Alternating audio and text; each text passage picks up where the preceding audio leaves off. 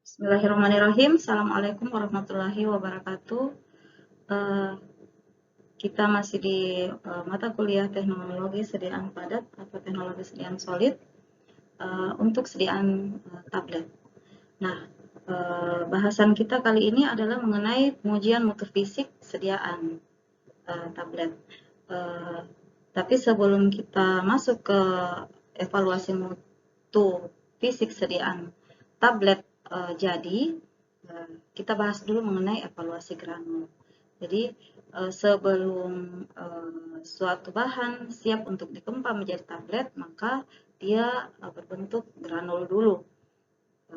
Baik dia misalnya dikempa langsung, karena kalau kita tahu pada metode kempa langsung, seyogianya, selayaknya bahan atau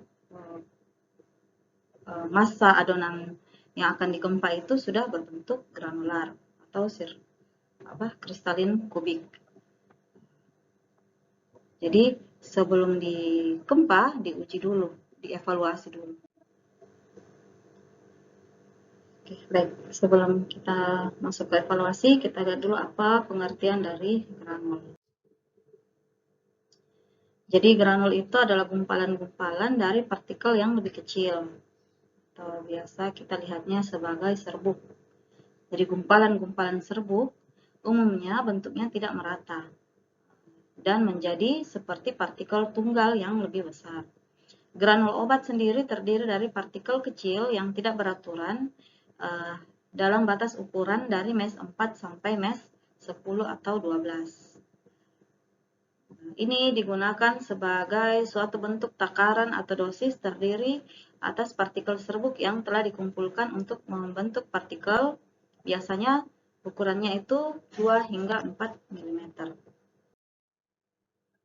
Tujuan granul dievaluasi ada beberapa, yaitu meningkatkan aliran serbuk, kerapatan, menyeragamkan bentuk partikelnya. Jadi misalnya ya ada partikel padatan yang dicampur itu ada yang bentuk kristal, kristal cakram, ada yang kristal jarum, ada yang serbuk halus, ada yang amorf. Nah, itu diseragamkan. Nanti setelah jadi granul bentuknya itu lebih seragam. Kemudian mereduksi terjadinya capping. Nah, capping itu salah satu masalah dalam ketika pencetakan tablet. Kemudian meningkatkan keamanan pengoperasiannya dan mengurangi kerugian biaya produksi. Jadi ketika suatu tablet diproduksi, maka sebelum sampai ke tahap tableting, pencetakan atau pengempaan, maka granul yang siap dikempa itu dievaluasi dulu. Kalau misalnya memang granulnya memadai untuk dikempa, maka dilanjutkan ke tahap tableting.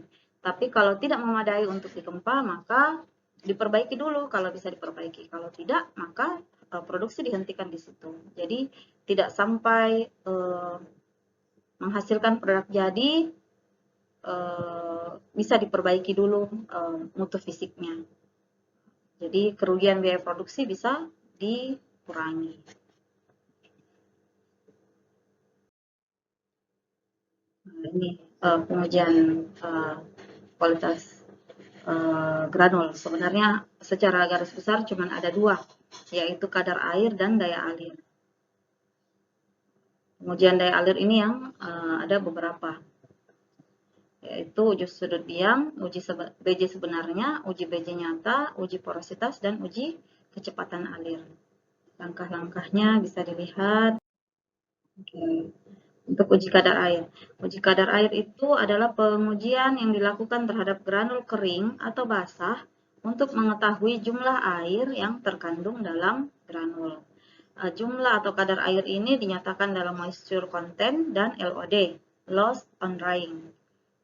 Cara kerjanya ditimbang sampel granul basah, kemudian dikeringkan, ditimbang granulnya yang sudah kering, kemudian dihitung bobot kadar airnya. Yang berbeda hanya di cara perhitungan. Kalau di moisture content, itu bobot granul basah dikurang bobot granul kering per bobot granul kering kali 100%. Itu moisture content. Kemudian yang LOD, loss on drying, bobot granul basah kurang bobot granul kering dibagi dengan bobot granul basah dikali 100%. Kelembapan granul yang baik adalah dari 3 hingga 5%.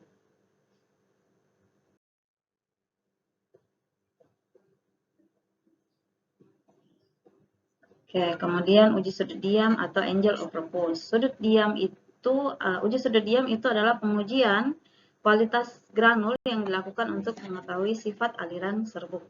Jadi caranya itu disiapkan corong dan wadah datar, granul dialirkan melalui corong, kemudian dihitung tinggi kerucut, dihitung diameter penyangga, dihitung kemiringan sudut. Jadi granulnya dialirkan melalui corong, jadi dia akan turun sendiri. Granul yang turun itu biasanya akan menyerupai kerucut. Jadi dihitung tingginya, dihitung kemiringan sudutnya pakai rumus Pythagoras. Kemudian dihitung tangen beta, itu adalah tinggi per jari-jari jari-jari alas kerucut tadi yang dihasilkan dari granul. Granul dikatakan free flowing atau mengalir dengan baik apabila sudut diamnya itu lebih kecil dari 40 derajat. Kalau lebih besar dari itu akan menemui masalah dalam pentabletan. Jadi alirannya nanti kurang bagus. Kemudian uji BJ. Uji BJ ini ada beberapa. Yang pertama uji BJ sebenarnya. Ini pengujian kualitas granul dengan membandingkan massa dengan volume granul yang diasumsikan tanpa pori-pori dan rongga. Jadi ini menggunakan seperti penghitungan atau penentuan bobot jenis sampel cair, ya, hanya saja dia menggunakan granul. Jadi kita pakai alat pignometer. Biasanya pignometer yang digunakan adalah pignometer 25 mili. Kemudian disiapkan juga parafin cair. Pignometer ini ditimbang kosong beserta penutupnya. Itu ini disimbolkan dengan agram. Kemudian diisi dengan parafin cair sampai penuh. Jadi sampai penuh seperti biasa pengukuran BJ. Sampai ada cairan keluar dari partikel kapiler penutupnya dan tidak boleh ada gelombang udara. Kemudian dibersihkan tutupnya, dibersihkan bagian luarnya dan ditimbang. Itu simbolnya B gram. Kemudian dibersihkan granul dari finesnya. Jadi yang kita ukur di sini adalah granul saja. Ditimbang dalam pignometer sebanyak 1 gram, lalu dimasukkan parafin cair ke dalamnya hingga penuh. Jadi isinya pignometer ini adalah granul plus parafin cair. Sampai parafin cairnya keluar dari kapiler penutup pigno. Bebas gelombang udara, lalu ditimbang. Itu disimbolkan dengan C. Lalu dihitung. Hitung dulu BJ parafin. Jadi dihitung dulu BJ parafin. Setelah dapat BJ parafin itu dimasukkan dalam rumus. Ini BJ sebenarnya sama, ya bukan BJ parafin sama dengan, tapi BJ sebenarnya sama dengan 1 gram per volume pigno dikurang C kurang A kurang 1 gram per BJ parafin. Itulah BJ sebenarnya.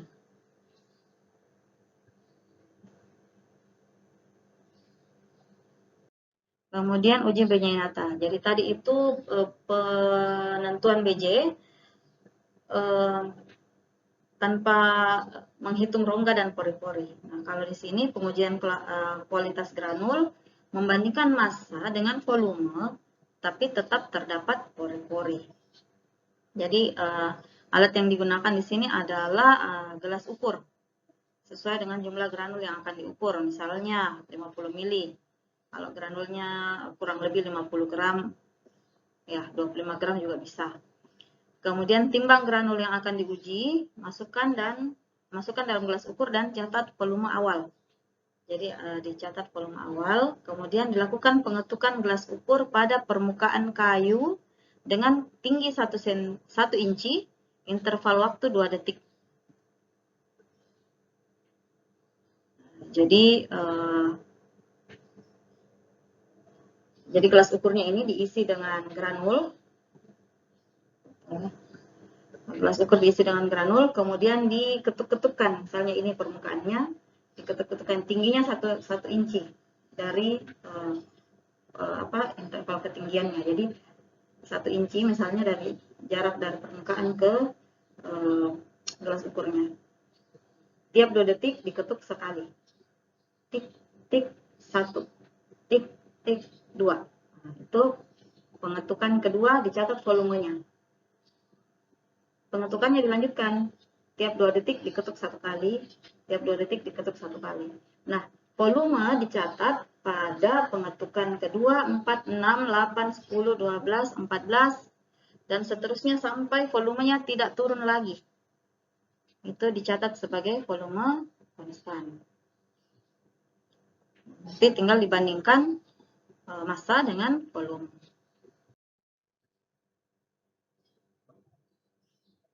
Kemudian dihitung BJ fluff dan BJ nyatanya, dihitung rasio Hausner dan persen pengetapan, kemudian ditentukan fluiditasnya. Jadi cara perhitungan itu BJ fluff dicari dengan cara membandingkan berat granul dengan volume awal.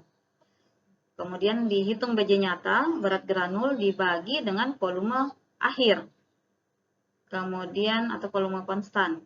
Kemudian dihitung rasio Hausner-nya. Rasio Hausner ini adalah perbandingan BJ nyata dengan BJ fluff.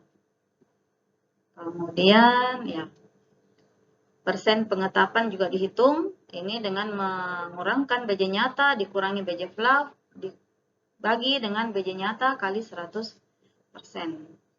Ini untuk mengetahui besar kecilnya rongga antar partikel dalam massa serbuk atau untuk mengetahui kerapatan partikel. Kemudian untuk fluiditasnya, kalau rasio Hausner-nya kurang dari 1,25 menunjukkan fluiditasnya baik, lebih dari 1,25 menunjukkan fluiditasnya kurang. Kemudian untuk nilai persen pengetapan, ini bisa dilihat di tabel, 5 hingga 15 itu sangat baik, 5 hingga 15% ya, itu sangat baik, dan seterusnya.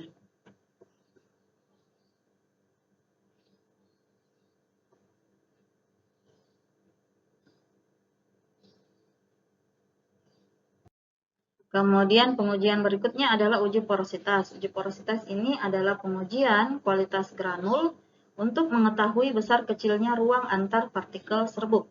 Jadi memang menghitung porositas ya.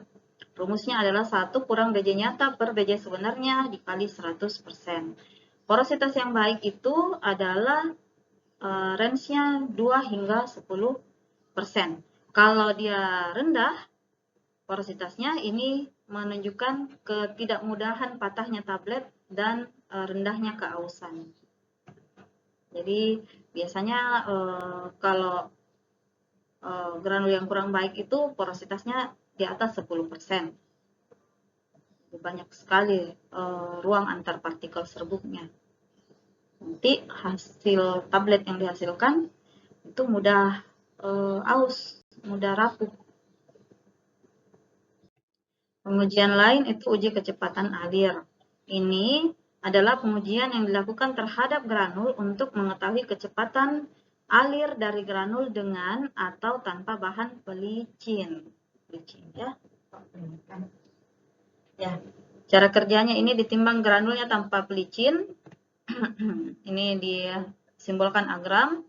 Kemudian granul itu dimasukkan dalam corong atau hopper, dialirkan. Ditentukan waktunya, misalnya 10 detik menggunakan pakai stopwatch. Kemudian ditimbang granul yang jatuh. Kemudian ditimbang bobot granul lagi, ditambahkan bahan pelicin, lalu dialirkan dengan cara yang sama. Kemudian ditimbang lagi granul yang jatuh, itu simbolnya C gram. Cara menghitungnya, bobot granul dengan pelicin dibagi dengan bobot granul tanpa pelicin. Dihasilkanlah faktor alir atau F. Kalau faktor alirnya lebih dari 1, itu menandakan ada pengaruh atau ada perbaikan dari aliran granul setelah diberi bahan pelicin. Kemudian juga dihitung indeks kompresibilitas. Ini indeks kompresibilitas sama dengan 1 dikurang volume serbuk setelah dialirkan dibagi volume serbuk sebelum dialirkan dikali 100%. Cara kerjanya sama dengan yang tadi, uji kecepatan alir. Perbedaannya sebelum dialirkan sudah ditambahkan bahan pelicin. Syaratnya itu indeksnya kecil dari 50%, berarti sifat alirnya baik. Kalau lebih dari 50%, sifat alirnya buruk. Nah, kemudian setelah itu diuji kecepatan alir dengan membandingkan berat sampel yang mengalir dibagi dengan waktu alirnya. Oke, demikian saya rasa untuk pengujian atau evaluasi granul. Ini dilakukan sebelum proses tableting. Nah, jadi kalau di industri farmasi, evaluasi granul ini dilakukan oleh salah satu bagian dari quality control, yaitu in process control IPC. IPC ini nanti yang akan mengambil granulnya untuk dievaluasi. Selain ada pengujian-pengujian lain pada granul. Tapi untuk mutu fisik granul yang berpengaruh terhadap tableting, ini yang harus dilakukan. Oke. Saya rasa cukup sekian, semoga jelas. Terima kasih. Assalamualaikum warahmatullahi wabarakatuh.